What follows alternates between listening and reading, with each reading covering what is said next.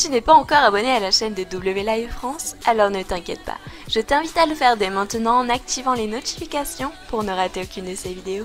Bisous.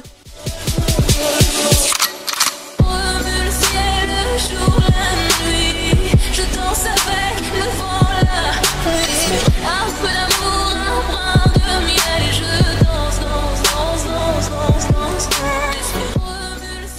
Hello guys and welcome back to the channel. J'espère que vous allez bien, j'espère que vous êtes en forme.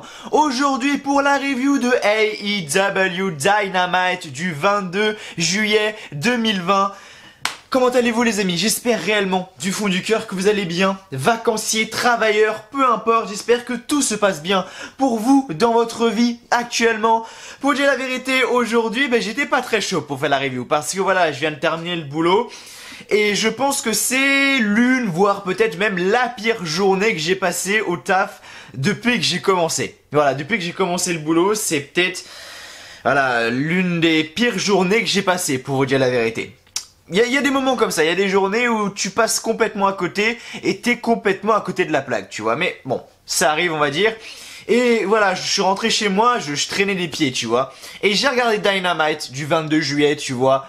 Et j'ai regardé ce show, et la vie de ma mère que le show m'a redonné le sourire. Et c'est ça qui est beau avec le catch quand même, c'est que j'ai regardé AEW Dynamite et le show était tellement bon et tellement bien, putain, que en fait, ça m'a redonné le sourire. Et là, je suis à fond dedans pour vous faire cette review de Dynamite justement. Également, ce qui m'a donné le sourire, ce qui m'a fait plaisir, c'est ce qu'il y a derrière moi. Juste ici au niveau du background, ce fameux poster qui ne vous inspire sans doute rien. Hein, je pense que ce poster là, ça vous dit absolument rien. C'est en aucun rapport avec le monde du catch ou quoi, mais voilà. C'est un beau petit poster dédicacé par la personne en question sur le poster. Vous ne savez absolument pas qui c'est, j'en suis sûr, sauf les personnes qui me suivent uniquement sur Instagram et Twitter. Vous êtes au courant de qui est cette personne? Voilà. Bref. Pour vous ça signifie rien, pour moi ça signifie quand même quelque chose, donc je suis très fier de l'afficher sur mon background maintenant. Vous savez très bien que le background je bégaye, le background de W Live France, c'est loin d'être exceptionnel, hein, je veux dire, c'est ma putain d'armoire avec mes putains de fringues, juste avec un rideau gris et un poster Alex Zedra mon pote, tu vois. Bref. Il y a le deuxième d'ailleurs qui va arriver, il va être juste là, voilà, et le deuxième il va arriver bientôt, il va être juste là. Deuxième poster dédicacé, enfin bref, du coup voilà, je suis chaud pour faire la review. J'étais pas chaud du tout, mais là je suis chaud pour vous faire la review. Pour vous dire la vérité, et ça me fait vraiment extrêmement plaisir. Pour tous ceux qui ont regardé Dynamite, qu'est-ce que vous en avez pensé les potes? Qu'est-ce que vous en avez pensé? Ça m'intéresse beaucoup de savoir qu'est-ce que vous avez pensé de ce show, vraiment, parce que il était vraiment très bon. Il était vraiment très bon et j'aimerais bien que vous me dites, comme vous faites à chaque fois en fait, comme vous faites à chaque fois, et c'est ça qui est bien sur la chaîne, c'est qu'on arrive vraiment à interagir, j'arrive à avoir des retours etc par rapport au show et c'est vraiment sympa. Donc n'hésitez pas à dire ce que vous avez pensé du show et surtout ce que vous avez bien aimé dans le show, voilà, réellement ce que vous avez bien aimé, et ensuite on pourra peut-être lancer un petit débat dans les commentaires ou quoi, ça pourrait être sympathique, en tout cas je suis bien chaud. Surtout que tout à l'heure, je vais au code, donc ouais non, ma vidéo sortira après que j'aille au code. Donc ouais, je disais ouais pendant le code, je pourrais répondre à vos commentaires et tout. Tu sais, le mec qui est bien concentré. Je pourrais répondre à vos commentaires et tout, mais non, je dis des conneries. Mais oui, je répondrai à tous vos commentaires comme d'habitude, comme je le fais, ou alors des fois j'en oublie sur les reviews, excusez-moi, mais voilà, j'essaie de répondre à un maximum de monde comme toujours. Et n'hésitez vraiment pas à me dire ce que vous en avez pensé. Mais moi, réellement, le show de cette semaine était vraiment sympa et au-dessus du lot de tous les derniers. Je veux dire le dernier Dynamite qu'on a eu, je veux dire le dernier Dynamite, pas AEW Fighter Fest qu'on a eu lors de ces 2 semaines et Fight for the Fallen la semaine dernière. Donc ça fait 3 semaines qu'on n'avait pas eu de Dynamite, tu vois. Moi je parle bien du Dynamite. Le dernier Dynamite était pour moi le pire Dynamite que j'ai vu. Oui, ça fait beaucoup de Dynamite. C'est le pire Dynamite que j'ai vu depuis que je regarde la AEW, tu vois. La semaine, le dernier Dynamite. Et ensuite on a enchaîné avec deux soirées de Fighter Fest. Espacé d'une semaine, donc mercredi, c'était quoi? C'était mercredi 1er juillet il me semble. Ouais c'était ça, c'était mercredi 1er juillet, t'avais Fighter Fest soir 1 et mercredi 8 juillet t'avais Fighter Fest soir 2. Voilà, donc c'était des bons shows en vrai, enfin c'était des bons shows mais t'avais des bons matchs quoi, t'avais des matchs, ok les matchs étaient cool mais ça allait pas plus loin. Fighter Fest Soir 2 c'est exactement pareil et Fight for the Fallen c'était un petit peu mieux quand même avec des petits avancements dans les storylines. Et là ce soir on a eu pas mal de choses et je trouve en fait que les histoires à la AEW sont vachement bien racontées et les matchs quoi. Les matchs surtout, bordel de merde. Les matchs sont juste magnifiques. On a eu 4 matchs ce soir, ça avait de la gueule. On avait 4 matchs ce soir, ça avait de la gueule, sans déconner. Le match Cody Rhodes contre Eddie Kingston. Je sais pas qui est Eddie Kingston. J'en ai aucune idée. Peut-être honte à moi. Ça se trouve c'est un grand du circuit indépendant. Je n'ai pas la putain de règle. C'est la première fois que je le voyais. Et on a eu un match entre Cody et Eddie Kingston, mon pote. C'était bijou. C'était réellement un petit bijou. Ce match-là. Eddie Kingston, je savais pas qui c'était, mais j'ai réussi directement à m'impliquer dans son personnage. Parce que le mec, il est pas passé par 4 chemins, tu vois. Le show commence directement avec Cody qui est sur le ring. Eddie Kingston, il arrive, il insulte de tous les noms, boum, le match commence, tu vois. En gros, c'est ça. En gros, c'est ça. On a directement ce match-là, et le match, quoi, comme je vous dis, cerise sur le gâteau, un petit bijou. On a eu un match vraiment très violent avec de beaux moves, etc. On a eu des punaises également. Les punaises, ça fait longtemps qu'on les a pas eu du côté de la AEW. Et là, ils ont sorti les punaises. Cody Rhodes s'est pris une powerbomb à travers les punaises. Putain, j'avais mal pour lui. Cody Rhodes qui a quand même terminé le match, eh bien, avec son figure 4, mais il a fini le match en gagnant, mais avec des punaises dans le dos. Je veux dire, le mec était rempli de punaises dans le dos. Enfin, le mec devait douiller. Eddie Kingston en a pris aussi, hein, quelques punaises d'ailleurs dans le dos. Mais le pire c'est Cody qui s'est réellement pris une énorme... Vous imaginez des punaises quand même dans le dos, ce powerbomb, on dirait qu'une powerbomb ça doit faire mal. Alors imagine une powerbomb sur des punaises, ça doit te niquer. Bon au moins la peau respire, tu vois, vu qu'il y a des trous partout. Mais voilà, réellement match très violent et très bon match. Cody Rhodes, Eddie Kingston, donc pour commencer, réellement très bon match, j'ai vraiment beaucoup aimé. Le deuxième match auquel je pense, c'est évidemment le match Falls Count Anywhere, les amis, entre les Young Bucks et enfin Blade et Butcher. Ça c'est dans un jeu vidéo ça. Butcher, pardon. Butcher et Blade, les amis. Falls Count Anywhere, très bon match également, très violent avec des objets, des chaises, il y avait eu des tables ou pas? Oui, il y a eu des tables. Bah oui, je dis des tables, mais le finish du match est terminé comme ça. Le finish du match est terminé comme ça. Le finish chez Butcher et Blade qui sont allongés sur une table, chacun de leur côté. On a Matt et Nick Jackson qui montent tout en haut du stage, donc au niveau de l'écran géant, et ils tapent un putain de une swanton, voilà ça, une swanton du haut du stage, magnifique, fin de match comme ça, et réellement le match était génial. Les Young Bucks sont juste incroyables, vraiment. Matt et Nick Jackson sont super bons. Butcher et Blade d'ailleurs ont fait leur taf, hein. Malgré que les Young Bucks, bon c'est le jour et la nuit, hein, face à Blade et Butcher pour moi, mais ce que je veux dire par là, c'est qu'ils ont fait leur taf, tu vois.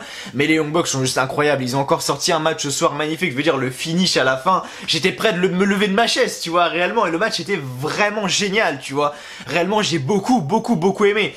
Ensuite, là, et à ma plus grande surprise, vous savez très bien que du côté de la AEW, je tacle très souvent, eh bien, la division féminine. Parce que pour moi, la division féminine est nulle à chier. Voilà, réellement, du côté de la AEW, elle est zéro, la division féminine. Mais là, ce soir, ça m'a prouvé qu'on pouvait enfin avoir de bons matchs féminins. Diamante face à Ivelisse. Je les avais jamais vus, je savais pas qui c'était. Ivelisse, il me semble que c'était ses débuts. Ou Diamante, je sais plus, vu que je les avais jamais vus, je sais pas qui c'était. Hein. Donc je crois que c'est Ivelisse qui faisait ses débuts du côté de la AEW et Diamante devait apparemment déjà avoir fait des matchs. Bon, j'ai pas tilté à ce moment-là. Mais bref, pour moi, c'est la première fois que je les voyais, tu vois. Et elles nous ont sorti un bon match féminin. Voilà, du côté de la AEW. Et on a Hikaru Shida, elle chôme. Hikaru Shida, c'est la championne de la AEW, elle chôme. Tu sais pas où elle est est dans aucune storyline concrète, enfin... Non, mauvais bail, tu vois, pour Hikaru Shida, qui est actuellement la championne de la AEW, et qui fait des matchs là, qui venait des fois, semaine après semaine, et qui faisait des matchs qui duraient 1 minute 30, tu vois, tu comprenais pas le délire, mais bref. Elle gagnait comme ça, à droite à gauche, mais t'avais aucune construction derrière. Et là ce soir, bon ok t'avais aucune construction également parce que on les avait jamais vus ensemble, Diamante et Ivelisse, mais ils nous ont sorti un bon match féminin et un bon match de qualité. Et réellement j'ai aimé, donc bravo à elle, bravo aux deux catcheuses. Quand les matchs féminins sont mauvais, il faut le dire, voilà, quand les matchs féminins sont mauvais du côté de la AEW, il faut le dire, mais quand ils sont bons également, il faut le reconnaître. Donc bravo à Diamante, à Ivelisse qui ont pour moi sorti un bon match féminin. C'était pas non plus un match exceptionnel, mais c'était quand même un bon match. Alors là à un moment j'ai eu peur dans le jeu, tu vois, à un moment j'ai eu peur parce que on a Adam Page qui affrontait bien un mec de la Dark Order. Alors vraiment ce que me dit Catchous c'est Alan Angels, peut-être je savais pas qui c'était mais bref. On a Adam Page tu vois qui fait face à un mec de la Dark Order et puis à un moment on a la Dark Order qui arrive et on a Brody Lee qui essaie de négocier. On a Brody Lee qui essaie de négocier pour faire venir Adam Page dans la Dark Order. Mais calme-toi Brody Lee mec, Adam Page, détends-toi, Adam Page c'est pas le jobber du coin, hein. Non, c'est pas Colt Cabana le mec hein, donc hein, détends-toi un peu. Non mais voilà, Brody il a voulu prendre Adam Page dans la Dark Order, mais il est fou lui. À un moment j'ai eu peur, je me suis dit bah attends, Adam Page il va quand même pas aller du côté de la Dark Order, sans déconner. Et heureusement il n'y est pas allé. Ah bah alors là il aurait été allé, je pense que je me serais posé beaucoup de questions là actuellement. Mais ça va, ça va. Mais ce que j'aime beaucoup c'est ce que j'aime beaucoup en fait c'est l'histoire qui est autour, l'histoire qui est autour de ça, l'histoire qui est autour eh bien de la Dark Order face à Adam Page et bon, Kenny Omega est un peu éloigné de la storyline mais il y est un peu quand même. La semaine dernière on m'a dit qu'il allait peut-être faire un heel turn à un moment donné, on me l'a dit à un moment parce que oui, Kenny Omega qu'est-ce qu'il avait fait? Je crois que les Revival lui avaient versé de la bière sur lui et Kenny Omega s'était énervé, je crois. On va parler de heel turn, je sais plus quoi, enfin bref.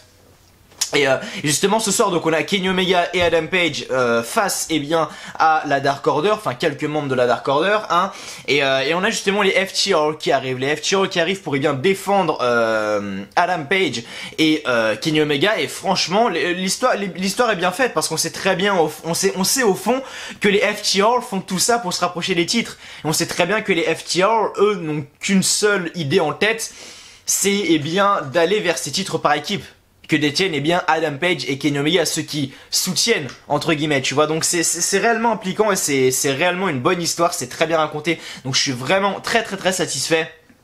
Voilà, là on nous a annoncé la carte de la semaine prochaine. La carte de la semaine prochaine, et je peux vous dire que la semaine prochaine on est prêt également d'avoir un super Dynamite. Alors attendez-vous à ce que la semaine prochaine j'arrive même jour, même heure, sur cette chaise, au même endroit, sur la même chaîne, pour vous dire que le show était vraiment très bon. J'en ai aucune idée, je l'ai pas vu encore, ça se trouve ça va être la grosse déception, mais écoutez ce qu'on va voir sur la carte. Kenny Omega et Adam Page face à Evil Uno et Stu Grayson. Déjà juste ça a de la gueule. Et Karushida va affronter Diamante, celle qui a gagné ce soir, face à Iblis. On aura ensuite Darby Allin et Jon Moxley face à Brian Cage et Ricky Starks dans un Tornado Tag Team Match. Et enfin, un Open Challenge du championnat TNT. Et de ce qu'a dit Cody Rhodes, il va affronter un gros nom du circuit indépendant. Alors est-ce que c'était Eddie Kingston? Peut-être, je sais pas. Mais je vois bien un petit Rusev, tu vois, arriver du côté de la AEW dans quelques temps. Parce qu'on a eu le show de la Impact Wrestling là le week-end dernier. Avec les débuts, il y a eu quoi? Il y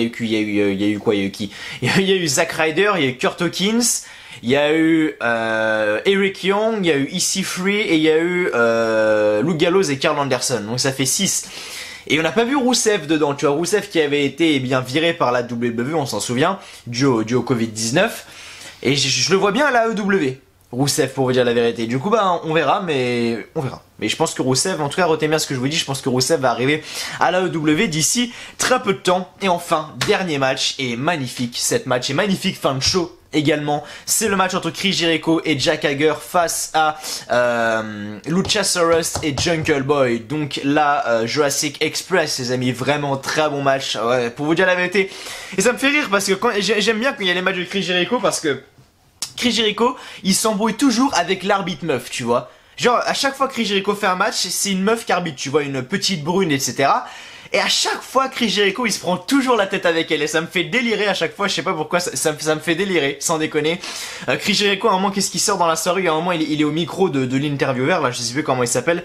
Et puis, il dit, bon, écoute, de toute façon, même si Luchasaurus n'est pas un vrai dinosaure, il va être en voie d'extinction. Et comment il l'a sorti? Bon, là, je sais, moi, je suis pas drôle quand je vous le dis, hein. Mais comment il l'a sorti? Franchement, le mec m'a fait délirer. Et il a dit, bon, écoutez, même si Luchasaurus, c'est pas un vrai dinosaure, il sera en voie d'extinction. Parce que pour ceux qui ne savent pas, le personnage de Luchasaurus, c'est voilà un peu le dinosaure, etc. Le mec combat quand même avec un masque de dinosaure. Oui, ça peut paraître bizarre quand je parle comme ça, peut-être à des fans WWE 100%, mais oui, Luchasaurus, le mec là de la AEW, catch avec un masque de dinosaure. C'est vrai que c'est bizarre, mais le mec est très bon. Et du coup, donc Chris Jericho s'embrouille toujours avec l'arbitre femme, en fait, l'arbitre féminine si je devrais dire. Et du coup à chaque fois ça me fait délirer. Mais la fin du match était très bien tournée, parce que déjà on a un très bon match. Et c'est pour ça que vraiment que j'ai beaucoup aimé. C'est que déjà premièrement on a un très bon match entre Chris Jericho, Jack Hager face eh bien à Luchasaurus et Jungle Boy. Et deuxièmement la fin de match, l'arbitre a le dos tourné. On a un mec masqué, alors tu sais pas qui c'est, hein. On a un mec masqué qui arrive avec une batte de baseball et qui frappe Luchasaurus dans le dos. Ça profite à Chris Jericho pour faire un code breaker. 1, 2 et 3. Victoire de Chris Jericho et de Jack Hager. Ensuite, on voit eh bien l'homme qui enlève son masque. On voit que c'est Sammy Guevara, les amis. Sammy Guevara est enfin de retour du côté de la AEW et ça fait super plaisir. Le mec avait été suspendu suite aux propos qu'il avait tenus lors d'un podcast, il me semble. Dans un podcast, oui c'est ça, lors d'un podcast, il y avait une histoire avec Sasha Banks. Donc ça a remonté il y a quand même quelques années, il me semble. Et du coup voilà, donc il avait été suspendu, mais il est enfin de retour. Donc c'est quand vous le savez, il y avait tout cette histoire de speaking out, etc. Bah c'était à ce moment-là que Sammy Guevara s'était fait pas exclure, mais s'était pris son et non, c'est pas son exclusion, je cherche le mot. Son merde. Bannissement, non. Sa suspension, voilà, c'est ça, sa suspension. C'est à ce moment-là qu'il a eu sa suspension et le mec est de retour ce soir, donc ça fait vraiment extrêmement plaisir. Et du coup voilà, donc on va avoir eh bien tout ça. Et la semaine prochaine, ben, on va avoir encore des bons petits matchs, hein. Comme j'ai dit tout à l'heure, on va vraiment avoir des bons petits matchs. Et le match était vraiment très bon et j'ai beaucoup aimé. Ensuite, on a quand même eu eh bien, Orange Cassidy qui est arrivé avec eh bien, son clan, là, je sais plus qui c'était. Voilà, c'était les best friends, voilà, qui étaient là avec Orange Cassidy. Et du coup, rien de spécial. La storyline va continuer, mais en tout cas, elle est vraiment très bonne, cette storyline. Et voilà, j'ai beaucoup aimé le show de Dynamite de ce soir. N'hésitez pas à me dire, vous également, ce que vous en avez pensé. Alors, de quoi j'ai pas parlé, parce que là, j'ai parlé vraiment des gros matchs qu'on a eu. Qu'est-ce qu'on a eu? Adam Page, ça j'en ai parlé.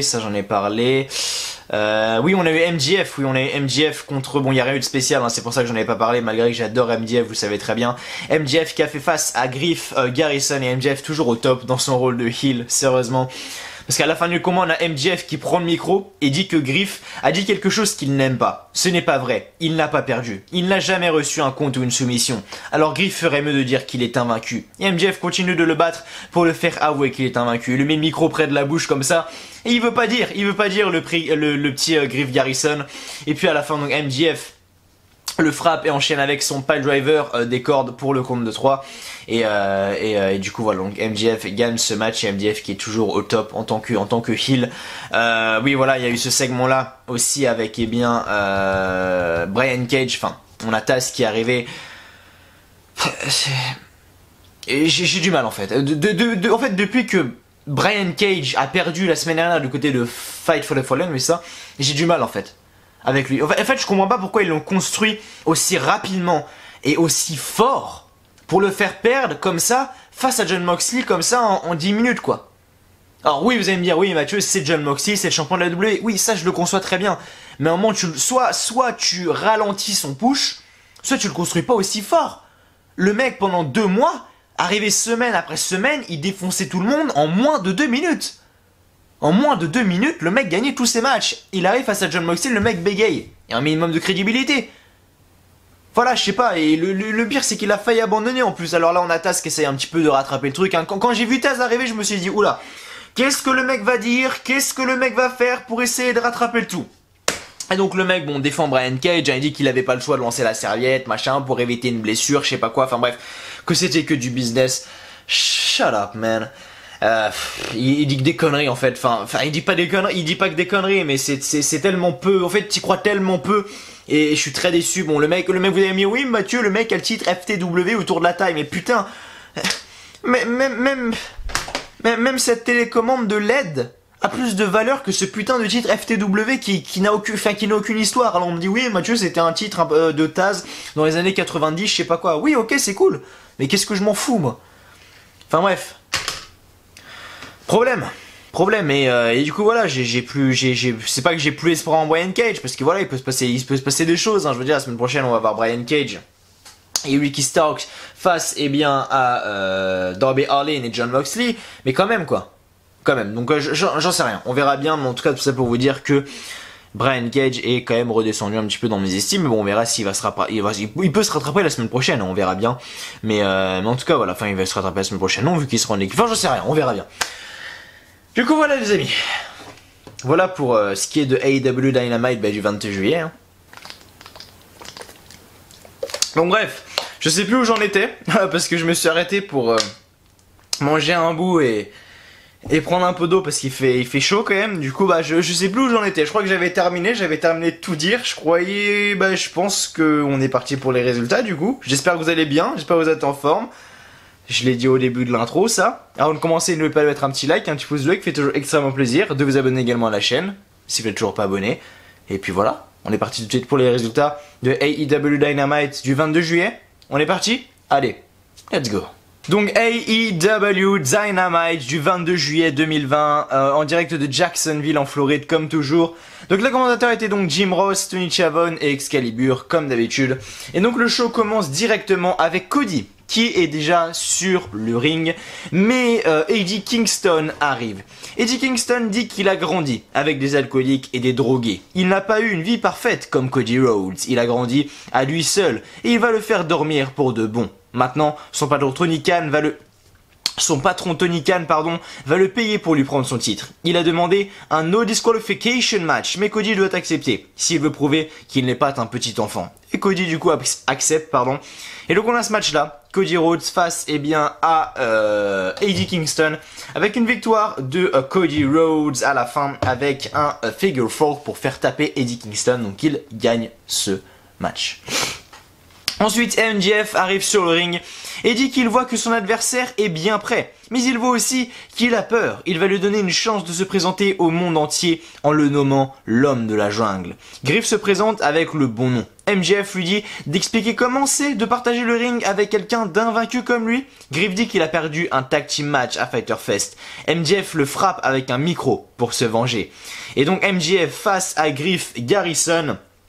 Donc à la fin du combat, MJF prend le micro et dit que Griff a dit quelque chose qu'il n'aime pas. Ce n'est pas vrai, il n'a pas perdu, il n'a jamais reçu un compte ou une soumission. Alors Griff ferait mieux de dire qu'il est invaincu. MJF continue de le battre pour faire avouer qu'il est invaincu, mais Griff repousse le micro sur le visage de MJF et il lui fait un roll-up, mais MJF résiste et MJF le frappe et enchaîne avec un pile driver pour le compte de 3. Donc victoire de MJF, toujours au top. Brian Cage ensuite arrive sur le ring avec Taz. Et Taz dit qu'ils ont eu une semaine difficile, de grosses discussions. Pour être honnête, Cage était prêt de le renvoyer. Il a expliqué à Brian Cage pourquoi il a lancé la serviette. Et il a compris. C'était une décision de business. Il a réalisé que plus de temps que Moxley applique le armbar, plus c'était dangereux. Il doit avouer que Moxley a livré ce qu'il a dit. Effectivement, il s'est déchiré le biceps à 2 reprises. Il ne pouvait pas laisser la même chose pour Brian Cage. Cage ne va jamais taper. Il n'aurait jamais tapé. Cage est le champion FTW, car il agit ainsi, il n'abandonne jamais. Et Darby Allin ensuite arrive sur la scène, mais Ricky Starks le frappe dans le dos et Brian Cage en profite pour faire 2 powerbombs à Darby Allin.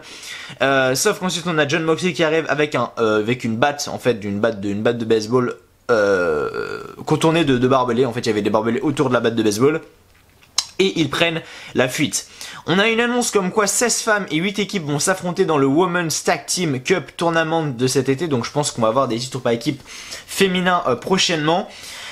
On a eu ensuite du coup les Young Bucks face à The Blade et Butcher, les amis, donc dans un False Count Anywhere. Très bon match, pour vous dire la vérité, vraiment super match entre ces 4 hommes là. Et donc à la fin du combat, donc les catcheurs s'affrontent sur la scène. Les Young Bucks font des super kicks à Blade et Butcher pour les coucher sur des tables, et les Young Bucks montent dans la structure de la scène et font un elbow drop et un swanton sur les adversaires pour le compte de 3 en simultané. Donc les Young Bucks gagnent ce match, les amis. Ensuite du coup donc les catcheuses arrivent, on a un match entre Diamante face à Ivelisse, donc très bon match féminin. Donc à la fin du combat, Ivelisse veut charger Diamante, mais Diamante la surprend avec un inside crawl pour le compte de 3. Donc victoire de Diamante qui affrontera Hikaru Shida la semaine prochaine, je le rappelle, donc c'est l'occasion pour Diamante de montrer ce qu'elle vaut.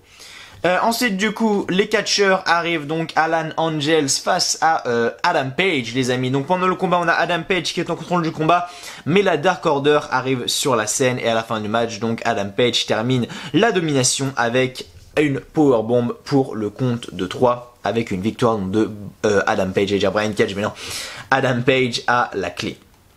Après le combat, Brody Lee et Colt Cabana arrive pour rejoindre le groupe de la Dark Order. Brody Lee entre sur le ring et dit qu'il est impressionné par Adam Page, par son combat, par son ascension, mais il n'est pas impressionné par son manque d'amis et de partenaires, alors qu'il est clairement un danger imminent. Brody Lee dit qu'ils ne sont pas ici pour se battre, mais lui offrir ce que la Dark Order, il peut lui offrir que la Dark Order peut le protéger. Ils ne vont jamais le laisser seul, dans un bar ou sur le ring. Page dit qu'il apprécie les compliments et l'offre, mais il ne sait pas s'il est prêt à rejoindre le Dark Order. La Dark Order, le Dark Order, la Dark Order, la Dark Order, oui c'est ça. Et donc Brody Lee dit qu'il vient de faire son lit, et il va le faire dormir. La Dark Order entre sur le ring pour encercler Page, et la bataille éclate. Mais Page se fait battre, et mais FTR arrive pour chasser la Dark Order du ring, et Kenny Omega arrive plus tard, et il est surpris par la présence des FTR. Donc voilà. Et enfin du coup, main event, les amis, tag team match sympathique entre Luchasaurus et Jungle Boy face à Chris Jericho et Jack Hager. Donc à la fin du combat, on a un homme masqué qui sort de la foule et qui frappe Luchasaurus avec une batte de baseball et Chris Jericho fait son codebreaker sur Luchasaurus pour le compte de 3, donc Chris Jericho en profite et 1, 2 et 3, victoire de Chris Jericho et de Jack Hager. Et donc après le combat, le Inner Circle avec l'homme masqué, donc apparemment il s'appelle Serpentico. Bon, ok, d'accord, bah enchanté Serpentico. On poursuit l'attaque sur Jurassic Express. Serpentico termine avec un Shooting Star Press sur Luchasaurus et il retire son masque et il s'agit de Sammy Guevara. Et le Inner Circle poursuit l'attaque, mais Orange Cassidy arrive avec les Best Friends et ils prennent la fuite et le jeu se termine ainsi alors qu'on annonce que Luchasaurus, Jungle Boy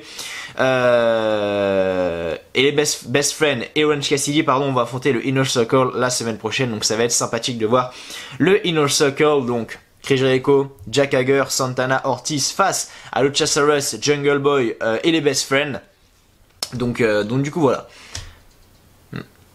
On s'apprête à un gros Dynamite la semaine prochaine, je pense. Voilà les amis, c'était tout. C'était tout pour cette vidéo, cette review de AEW Dynamite. J'espère qu'elle vous a plu.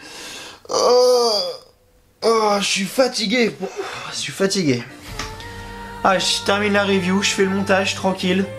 Je prends une petite douche là et après je vais aller au code, de toute façon je vais pas tarder à filer. En tout cas voilà les amis, merci à vous d'avoir regardé cette vidéo, j'espère qu'elle vous aura plu. Si c'est le cas, avant de partir, n'oubliez pas le petit like, le petit pouce bleu qui fait toujours extrêmement plaisir. Abonnez-vous également à la chaîne W Live France si vous ne l'avez toujours pas fait. On se retrouve samedi les petits potes pour la review de SmackDown. D'ici là, portez-vous bien. Je vous souhaite à tous une très bonne journée, une très bonne soirée, que du bonheur, que des bonnes choses. Je vous dis à samedi. Salut à tous, encore une fois, merci à vous.